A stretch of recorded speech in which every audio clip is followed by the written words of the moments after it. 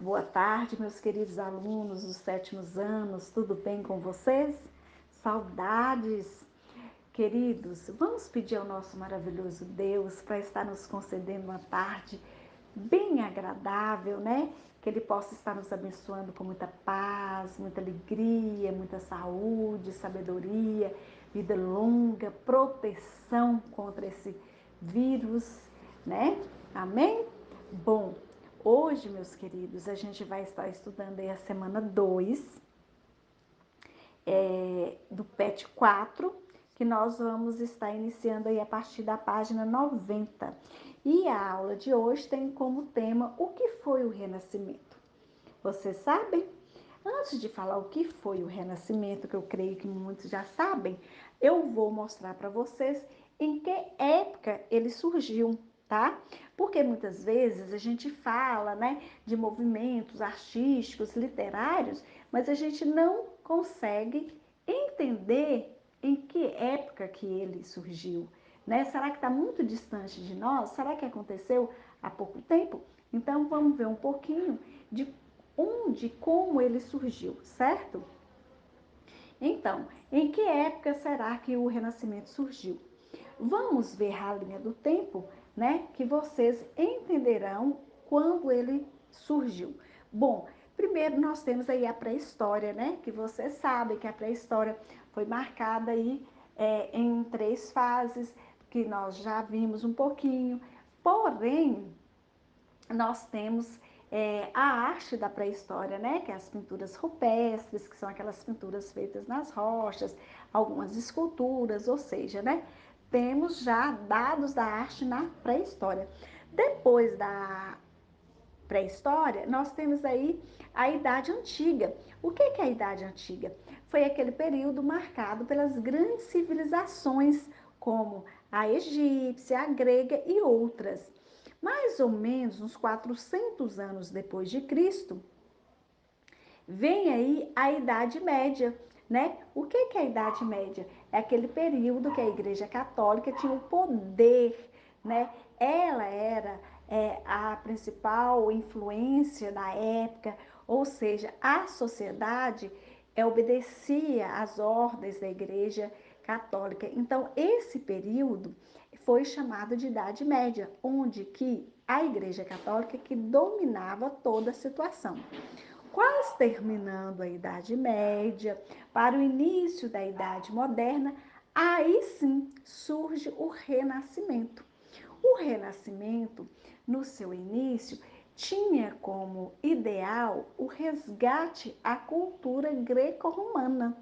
Vamos ver? Isso era o principal, era o primeiro, né, ideal, mas com o passar do tempo foi mudando aí, né? Então, na Idade Média tinha Deus como centro do universo e já na Idade moderna, o homem passa a ser o centro do universo. Então, a gente vai ver um pouquinho o que foi o Renascimento. Então, quando foi que ele surgiu? Na transição, né, do final da Idade Média para o início da Idade Moderna, certo?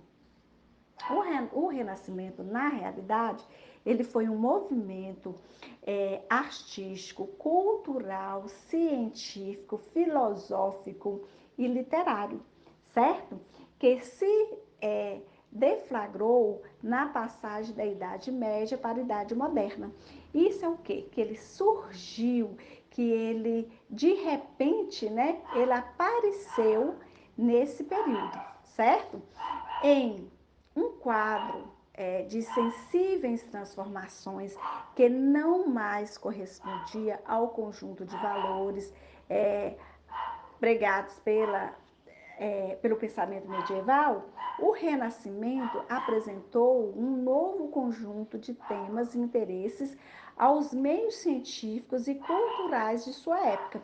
Ao contrário do que possa parecer, o Renascimento não pode ser visto como um radical, né, uma radical ruptura com o mundo medieval, tá? Tanto que ele quis fazer um resgate aí do que era bom, do que era clássico, aquela arte clássica, aquela arte bela lá da cultura greco-romana, certo? E o Renascimento tem como características, né, a razão de acordo com o pensamento da Renascença, era uma manifestação do espírito humano que colocava o indivíduo mais próximo de Deus. Ao exercer sua capacidade de questionar o mundo, o homem simplesmente dava razão a um dom concedido por Deus, que é o neoplatonismo, né? Que significa uma interpretação mística e espiritualista, ou seja, era um conjunto de doutrina que era ensinado na escola naquela época, do século mais ou menos, do século XIV ao século XVI, certo?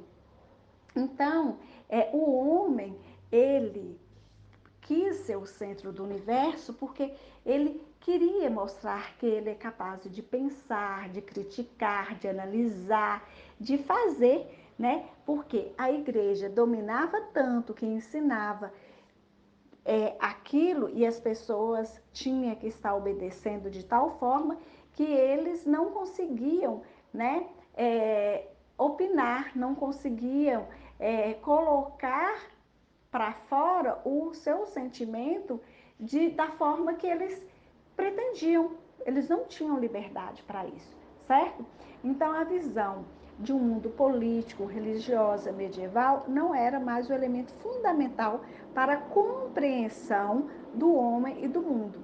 Outro aspecto fundamental das obras renascentistas era o privilégio dado às ações humanas ou humanismo, né? Tal característica representava-se na reprodução de situações do cotidiano e na rigorosa reprodução dos traços e formas humanas, naturalismo. Esse aspecto humanista inspirava-se em outro ponto-chave do Renascimento, o elogio às concepções artísticas da arte antiga, né, da arte clássica, ou o classicismo, porque o homem, para que ele pudesse representar de forma tão fiel à realidade, ele teve que parar, estudar muito, buscar técnicas para ele chegar a essa perfeição.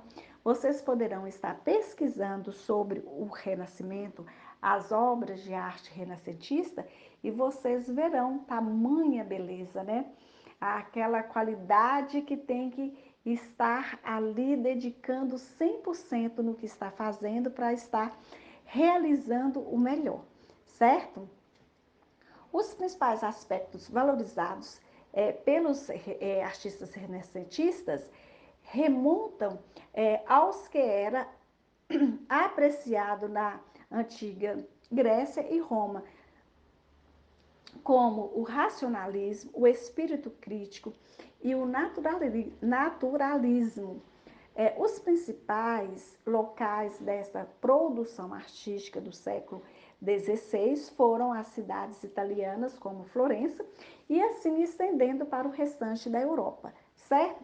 A relação com a burguesia e o individualismo.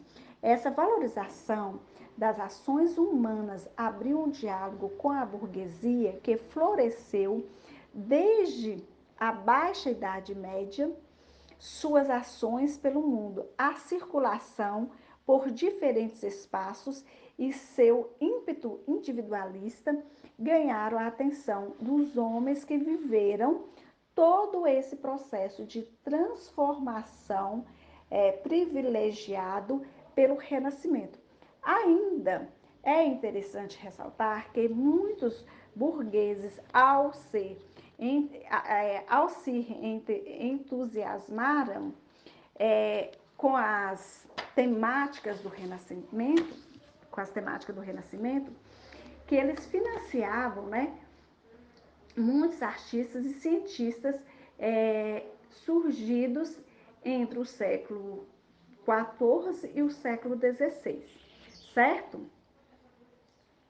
Além disso, podemos ainda destacar a busca por prazeres, que é o hedonismo, né?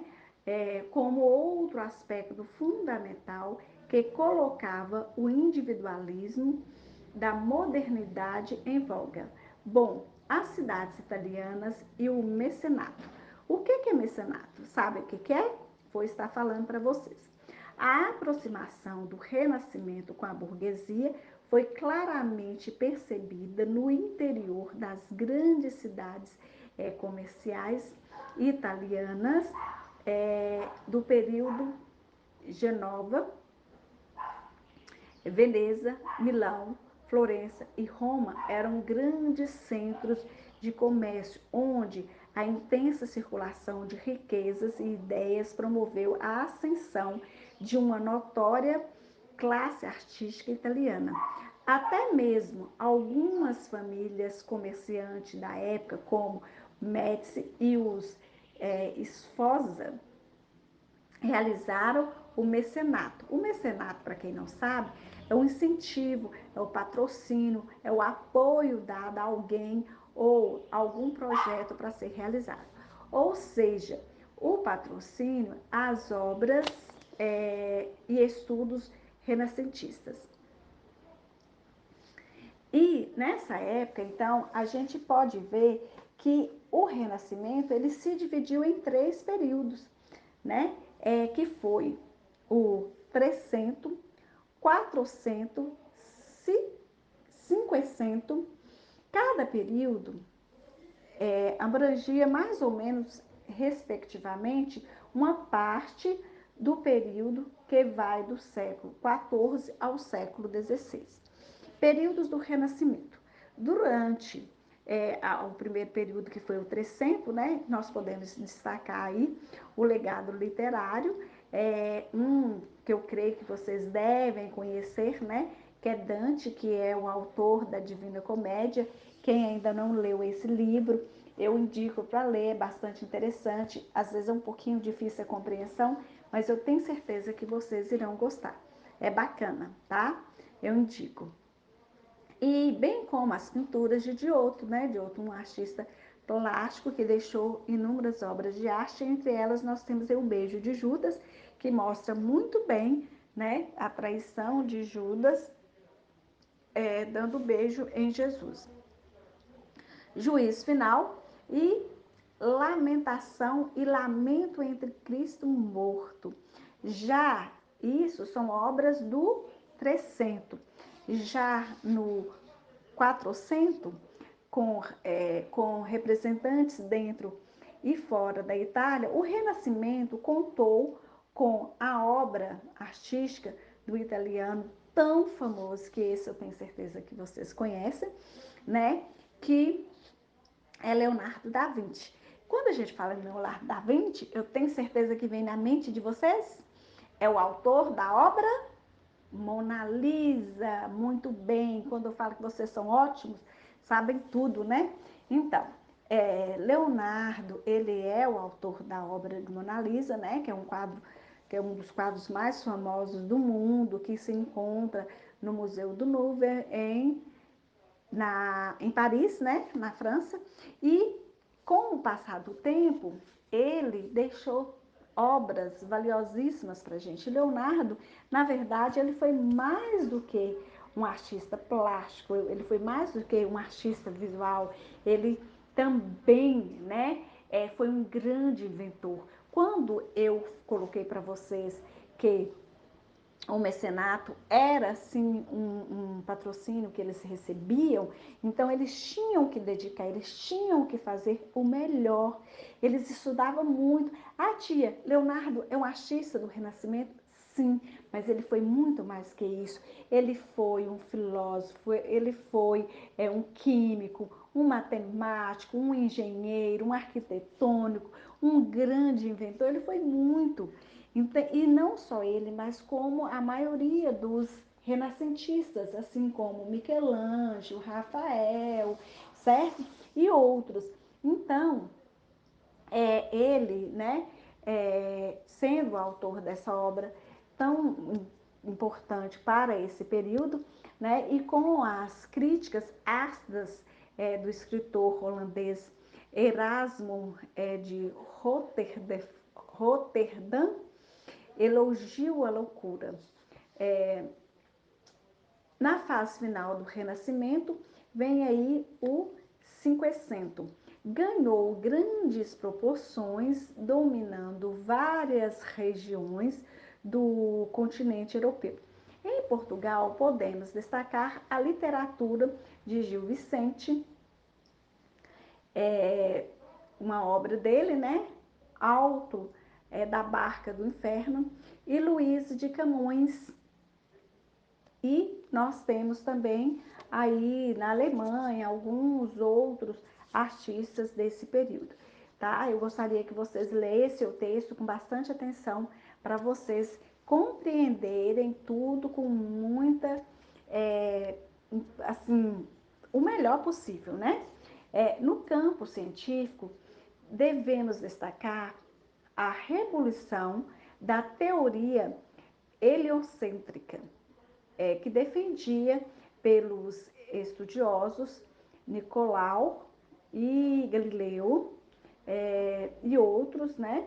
Tal concepção abalou o monopólio dos saberes até então controlados pela igreja, certo? Aí lembra que na Idade Média que a igreja conseguia controlar tudo?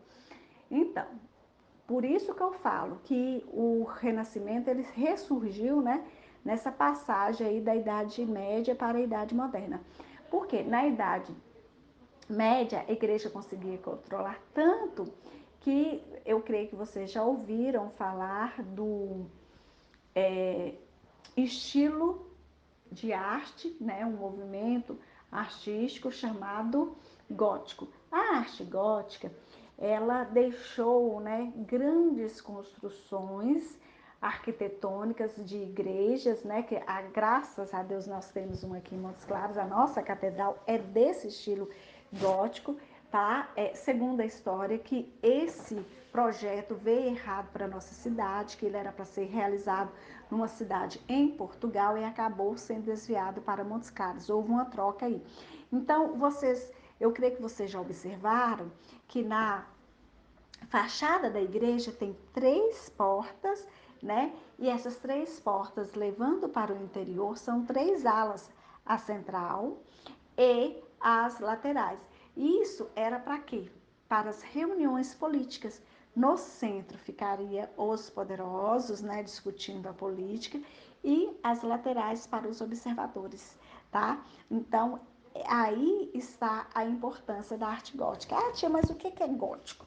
O gótico, na época, recebeu esse nome por ser algo estranho, diferente, né? Porque até então o estilo ela é totalmente diferente do gótico. Particularmente, eu acho uma beleza essa arte gótica, né? A nossa igreja é belíssima. Na Praça da Sé, em São Paulo, tem a catedral lá também, que é linda. Belo Horizonte tem outra. Aqui no nosso país, nós temos algumas construções góticas, tá?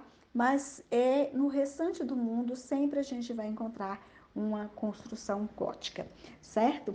Agora, vamos então falar sobre o impacto do Renascimento, certo? Ao abrir o mundo, a intervenção do homem, o Renascimento surgiu, né? Sugeriu uma mudança da posição a ser ocupada pelo homem no mundo, ou seja, onde que o homem tinha que estar sempre, né? Aceitando tudo, aí eles quiseram estar conseguindo um espaço maior, onde que o Renascimento ele suscitou valores e questões que se fizeram presentes em outros movimentos concebidos ao longo da história ocidental. Entre os pintores temos aí Leonardo como ele pintou, né, a Última Ceia, que é um quadro que vocês sabem muito bem, que representa a última ceia que Jesus fez com seus discípulos, né? E a Mona Lisa. Michelangelo, ele é aquele artista que sempre fez as pinturas para os interiores das igrejas e também ele fez outras obras Porém, ele é mais conhecido como o pintor do teto da Capela Santa Sistina. Santa Sistina é uma igreja que fica em Milão, tá? E é super famosa essa pintura. Segundo a história, que ele levou aí muitos anos fazendo essa pintura, que ele ficou até tortinho de um lado, né, de tanto ficar na mesma posição. Lógico que ele dava umas paradas, fazia outros trabalhos, mas aí foram mais de 8 anos nessa pintura, tá? Mas assim, tendo os intervalos para ele fazer outros trabalhos, certo? E assim nós temos também aqui no texto de vocês, não cita, mas nós não podemos deixar de citar Rafael. Rafael, ele foi um grande artista renascentista, ele pintou muitas Madonas, sempre procurava fazer os retratos de rostos femininos e tudo mais. E a escola de Atenas, e muitos deles, não só o grande Leonardo fez a Última Ceia, mas eles também fizeram, tá? Como eu já falei, que a Última Ceia, a maioria dos lares católicos tem essa imagem na sala de jantar, certo? Entre os arquitetos podemos citar Filipo, né, que ele projetou a Catedral de Santa Maria e o Palácio de Pitti, ambos em Florença, e Donato Bramante, cuja principal realização foi a Catedral de São Pedro no Vaticano. Ou seja, nós temos esses dois arquitetos que destacaram aí no Renascimento, o Donato e o Filipo, né? Nós sabemos que a arquitetura é uma arte de projetar, e esse projeto será executado como? Construindo, né, algo, tá? Então, meus queridos, o Renascimento é uma arte que chama muito a minha atenção, que eu acho belíssimo. Eu gostaria que vocês observassem bem aí as imagens. Nós temos aí na página 91 a primeira imagem de Leonardo, né, que foi um dos maiores expoentes do Renascimento, certo? E nós temos essa, na figura 2, nós temos aí o homem vitruviano, que é uma obra também de Leonardo da Vinci, tá? Então eu gostaria que vocês estudassem, olhassem, prestassem bastante atenção. Aqui na página 92 nós temos a obra de Mona Lisa, né? A tão famosa obra de Mona Lisa. Quando a gente vê, eu conheço pessoas que já foram ao museu e viram de pertinho, tiveram esse privilégio. Eles falam que assim é um pouquinho assim, não chega a ser totalmente, mas fala que é um pouquinho sem graça, porque assim, todo mundo acha que é um super quadro, né, grandão, mas na verdade, a obra de Mona Lisa é um quadro pequeno, então eles acabam ficando assim, decepcionados, porque achando que vai encontrar ali um quadro enorme, aí quando chega lá, ele é bem pequeno, certo? E temos também aqui o detalhe, né, da escultura de Davi, que é uma escultura feita no mármore, né, um mármore branco, feita por Michelangelo, que é a escultura de Davi, eu creio que todos vocês conhecem, sempre está aí presente nos livros de história, de português, mostrando toda a perfeição que os artistas renascentistas conseguiram transmitir em suas obras, tá?